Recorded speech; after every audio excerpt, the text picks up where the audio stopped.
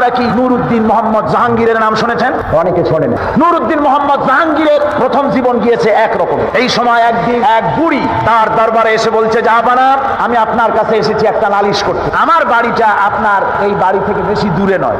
আমার ছেলে সেনাবাহিনীতে চাকরি করে, ফ্রন্টিয়ারে এখন আছে, সেখানে সে যুদ্ধের মধ্যে সেখানে যুদ্ধরত।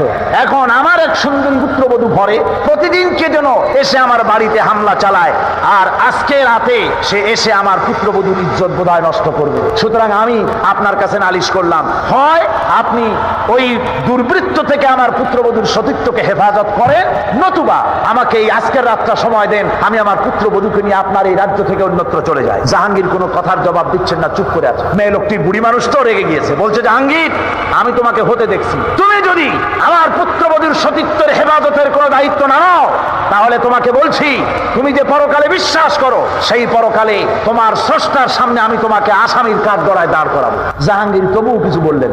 মেয়ে লোকটি চলে গেল। গভীর রাত্রে জাহাঙ্গীর নিজে সেই বুড়ির বাড়ির কাছে চলে গিয়েছে। দেখেন দেওয়ালের পাশে একটা ঘোড়া দাঁড়ানো আর একটা প্রহরী। প্রহরীকে তরবারির আঘাত দিয়ে শেষ করে ঘোড়ার পিঠের উপরে দাঁড়ায় দেওয়াল টপকায় ভিতরে চলে গেল। যে শুনতেছেন ঘরের ভিতর থেকে যুবতী কণ্ঠের আওয়াজ, বাঁচাও বাঁচাও, চিৎকার হচ্ছে।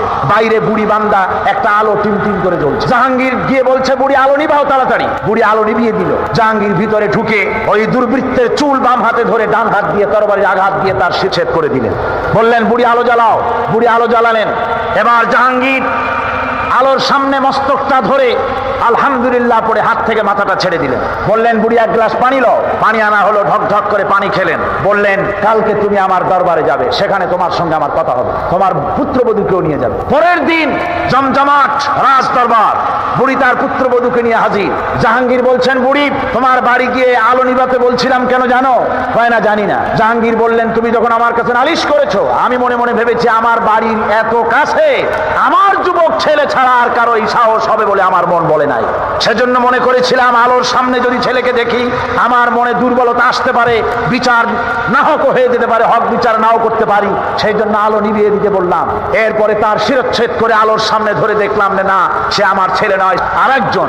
এই জন্য আমি আলহামদুলিল্লাহ পড়লাম, পানি পান করলাম। এই জন্য তুমি যখন নালিশ করেছো আমার কাছে আর বলেছো কিয়ামতে আমাকে আসামি বানাবে, সেইখান থেকেই হক বিচার করতে পারি কিনা এই চিন্তা এ পর্যন্ত কিচ্ছু খাই নাই, শুধু পানি খেয়েছি তোমার বাড়ি গিয়ে।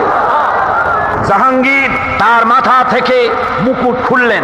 মুকুটটা খুলে বুড়ের পায়ের কাছে রেখে দিয়ে বলেন, বুড়ি, তুমি জেনে রাখো, দিল্লির সম্রাটের এই মুকুটের চাইতে তোমার পুত্রবধূর সতীত্বের মূল্য মুসলমানের কাছে 1000 গুণ বেশি।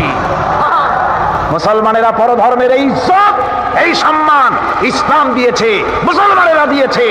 আর পরধর্মের উপরে অত্যাচার যদি হয়েছে ধর্ম নিরপেক্ষতাবাদীদেরকে দিয়ে হয়েছে। বলেন ঠিক কিনা?